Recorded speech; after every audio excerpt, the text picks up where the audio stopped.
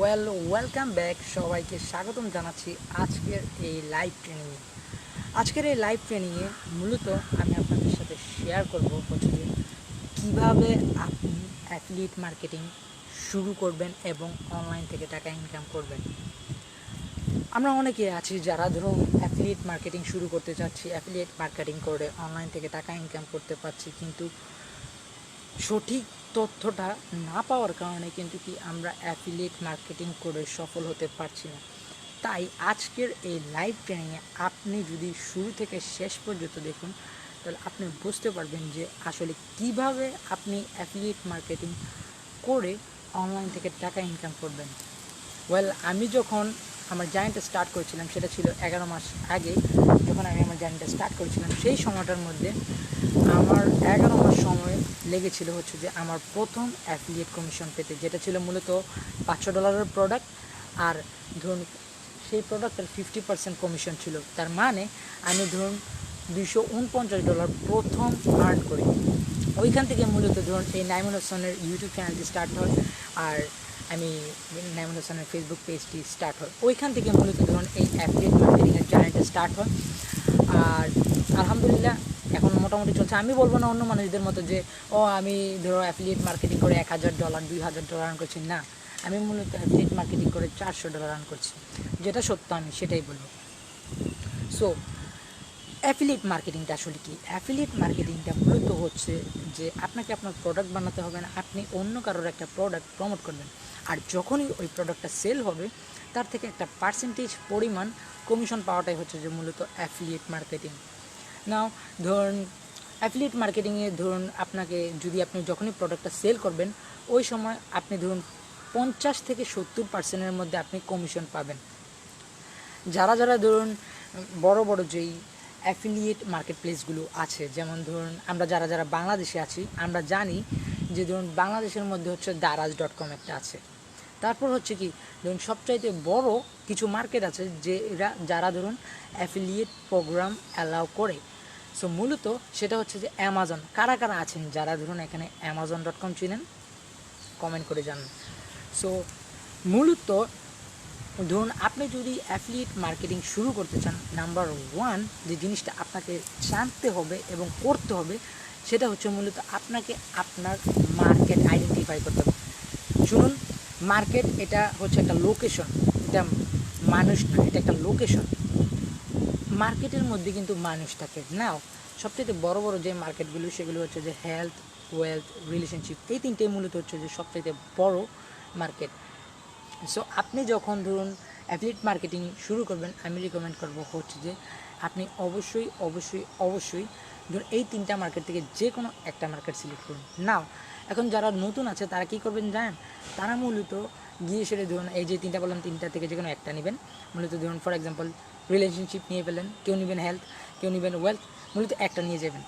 So নেওয়ার ফলে কী হবে, আপনি যখনই প্রোডাক্টটা প্রমোট করতে যাবেন, আপনাকে যখন আমি জিজ্ঞেস করবো যে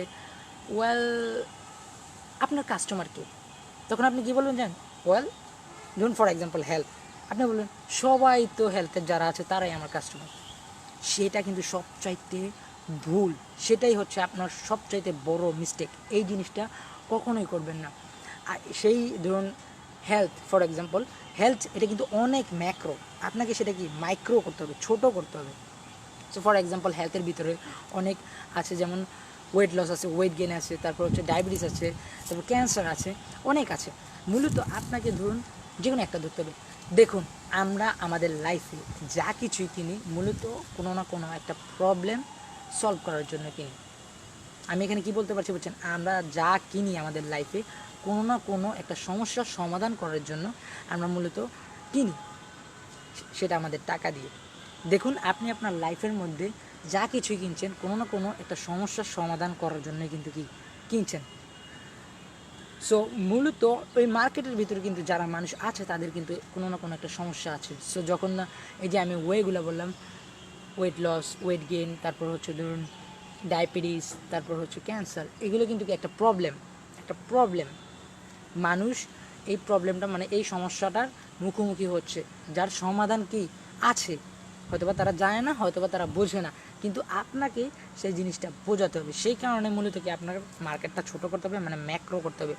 সো এখন যখন আপনি ধরুন ওয়েট লস নেবেন, আপনি কিন্তু কি তাদের সমস্যাটা জেনে যাবেন যে আসলে আমার কাস্টমার কোন জিনিসটাতে তার সমস্যা, সে কোন স্ট্রাগলসের মধ্যে আছে, আপনি সেই জিনিসটা বুঝে যাবেন।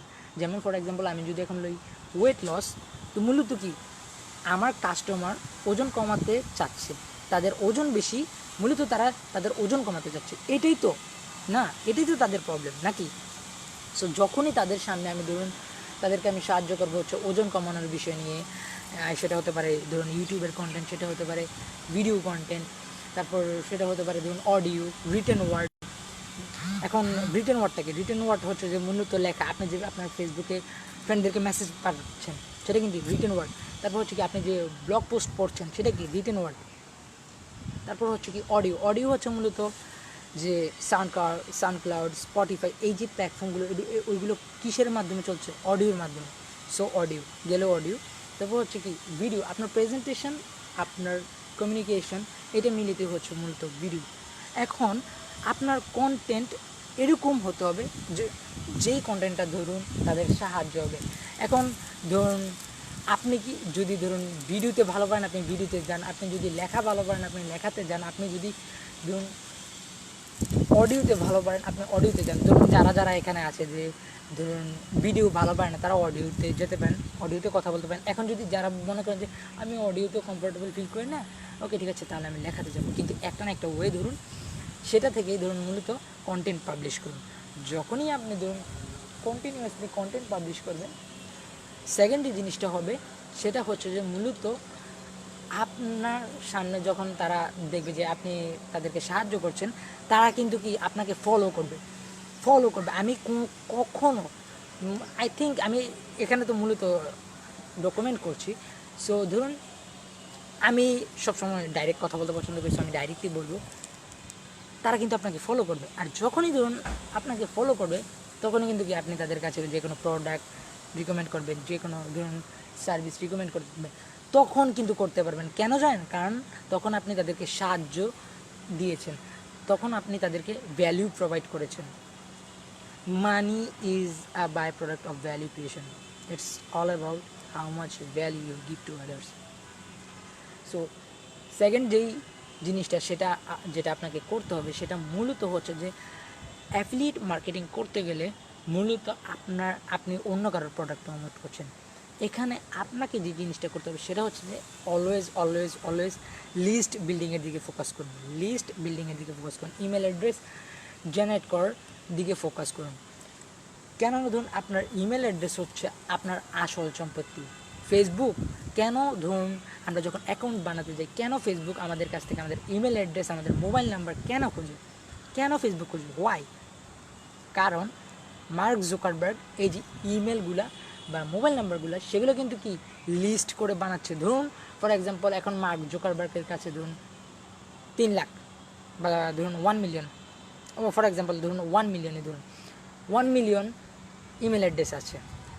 তো মার্ক জুকারবার্গের কাছে 1 মিলিয়ন ইমেল অ্যাড্রেস আছে।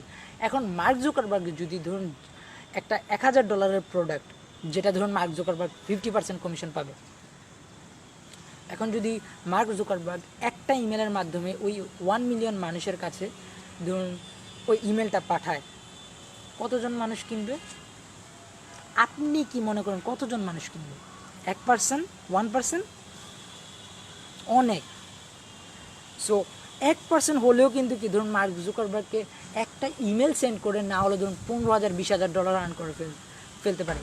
সেটা কোন কারণে? সেটা মূলত হচ্ছে সে তার লিস্ট বিল্ড করেছে কাস্টমারের, সেই কারণে কিন্তু কি সে এখন রাতারাতি সব কিছু করতে পারছে। ইমেল অ্যাড্রেসের ইমেল পাঠালেই ধরুন এত টাকা আর্ন করছে। কেন এটা হচ্ছে? মূলত ইমেল অ্যাড্রেস লিস্ট বিল্ড করার কারণে। অলওয়েজ ইমেল মার্কেটিং করার সময় এই জিনিসটা খেয়াল রাখবেন যে তাদের ইমেল অ্যাড্রেস যেন আপনার কাছে থাকে। কি বলছি বুঝতে পারছেন? সো আশা করি আজকের এই ছোট্ট লাইভ ট্রেনিংটি আপনাদের কিছুটা হলেও সাহায্য হয়েছে। যদি হয়ে থাকে আপনি যদি এই লাইভ ট্রেনিংটি ইউটিউবে দেখে থাকেন তাহলে প্লিজ চ্যানেলটিকে সাবস্ক্রাইব করুন, পাশে থাকার বেল বাটনটিতে ক্লিক করুন। আর আপনি যদি এই লাইভ স্ট্রিমটি ফেসবুকে দেখে দেন তাহলে প্লিজ প্লিজ প্লিজ লাইভ স্ট্রিমটিতে লাইক করুন, কমেন্ট করে জানান আপনার কেমন লাগলো। দেখা হচ্ছে পরবর্তী লাইভ স্ট্রিমে, সে পর্যন্ত সবাই ভালো থাকুন।